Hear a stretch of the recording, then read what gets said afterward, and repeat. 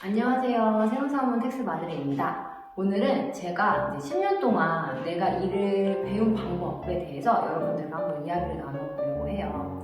일단 제가 올해 가장 이제 하고 싶었던 일 중에, 하반기에 하고 싶었던 일 중에 하나가 그 10년까지 내가 지금 이 커리어를 가지고 10년 동안 일을 해왔던 거에 대한 이제 그 강의 컨텐츠를 만들고 싶어서 그것을 제가 8월 달에 이제 만들고 이제 런칭을 이제 했는데요. 11월에.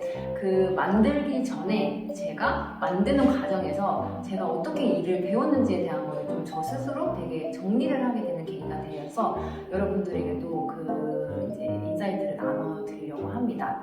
일단 제가 10년차 영양강화 가이드를 찍고는 싶었는데 또 제가 10년만 일했다는 거를 자랑을 하면 안 되잖아요. 그래서 나는 그럼 10년 동안 어떻게 일을 배웠지?에 대한 이제 고민을 하고 그 1, 3년차 영양강화 가이드 찍을 때는 제가 이제 머릿속에 있는 거를 다 끌어내서 좀 이렇게 만들어냈다고 한다면 이번에는 좀 다른 분들의 자료를 좀 보면서 어떻게 이제 내가 일을 배웠는지 다른 사람들의 생각을 좀 이렇게 정리를 해봤어요. 그래서 첫 번째로 일을 내가 이제 어떻게 배웠을까라는 걸 생각을 했을 때 저는 이제 제가 처음에 이제 인사이트 받았던 책이 이 책이거든요. 이 책은 아마 지금 세무 쪽에서 관심 있으신 분들 많이 제 유튜브를 보실 거니까 아마 JL님 아실 거예요. 그래서 그분 블로그에 갔다가 이 책을 보고 저도 사서 읽게 됐는데 여기에서 제가 이제 생각해냈던 내가 어떻게 일을 했지? 라는 부분을 이제 확신하게 되었던 한 문장이 있어서 제가 그걸 읽어드리도록 하겠습니다. 오랫동안 한 분야에 몸을 담는다고 달인이 되는 것은 아니다. 어떻게 하면 더 빨리, 더 정확하게, 더 좋은 방법으로 할 수 있을까를 늘 생각하며 연구하고 개발해 내 것으로 만드는 것이다.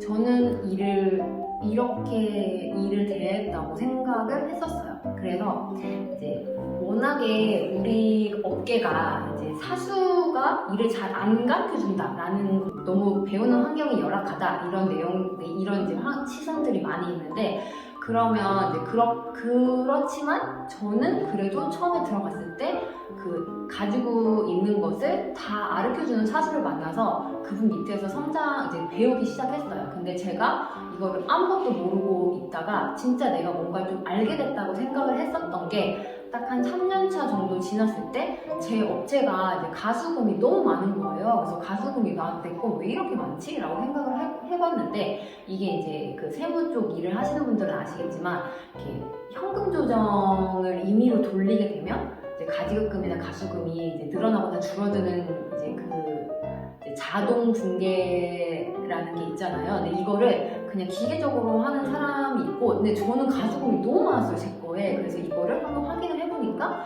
내가 이제 돈을 주지 않았는데도 이제 주었다고 한 것들이 쌓이다 보면 가수금이 되는구나 라는 거를 그때 이제 깨닫게 됐어요.